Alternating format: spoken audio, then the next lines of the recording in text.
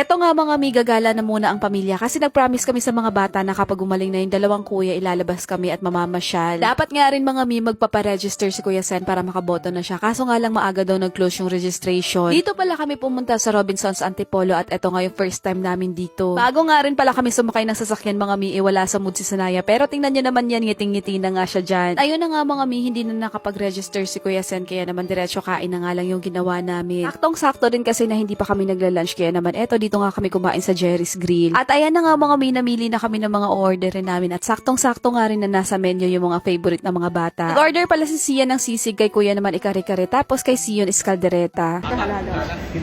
May rainbow dito sa baba. Okay, sige. Halo-halo daw sa Naya Papa ha?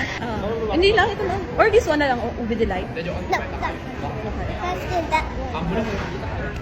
Stop, Papa. Hello, hello. Not yet.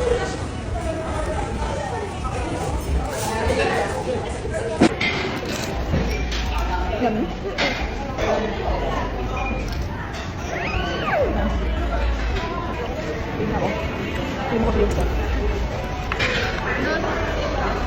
Nagustuhan nga rin pala ni Sanaya itong kangkong chips nila dito, kaya naman sabi ko sa kanya itatry nga namin gumawa sa bahay. At eto na nga mga mi, dumating na yung order namin. Bali pala sa rice ang in-order namin is binagoongan rice. Pass na nga muna ako sa diet at magra-rice ako. Tapos nag-order din pala kami ng dinakdakan nila. Eto na nga rin pala yung order ni Sio na kaldereta. Tapos eto namang kare-kare ay order yan ni Kuya Sen.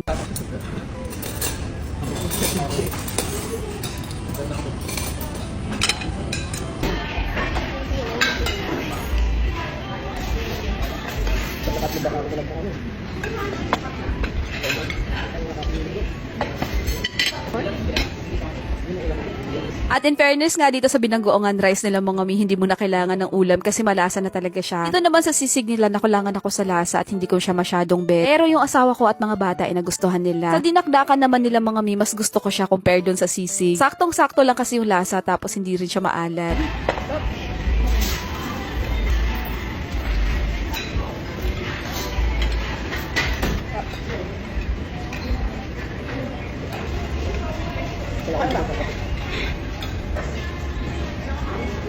Dito naman sa kaldereta nila, sobrang lambot ng beef. Tapos creamy din siya mga mi, kaya naman nagustuhan din talaga yan ni Sion.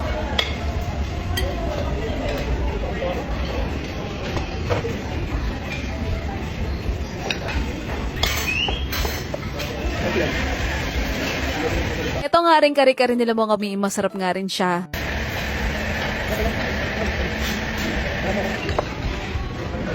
Siyempre, dahil nga marami nang nakain na rice itong bulinggit, kaya naman nag-dessert na siya. Nahuling serve ko talaga itong halo-halo ng mga bata, mga mi. Kasi kapag sinerve agad yan, ikakainin na agad yan ni Sanaya at mawawalan na nga siya ng ganang kumain ng rice.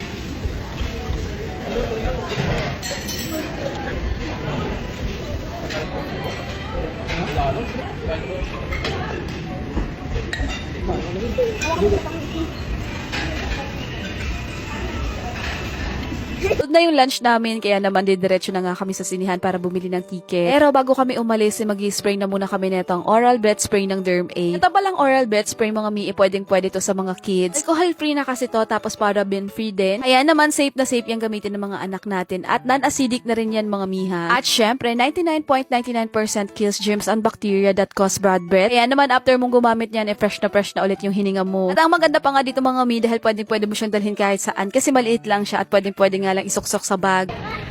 Sion, mag-take out ko si Sion na.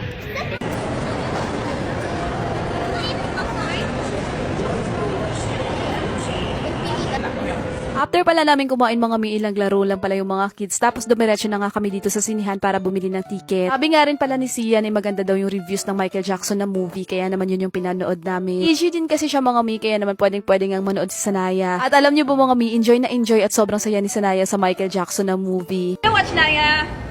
Michael Jackson. Enjoy ka? Apa, private kasi Michael Jackson eh. Galing niya, no? Paano yung moves niya? Paano? Paano? Ah? Paano? Ah? Ang galing ah!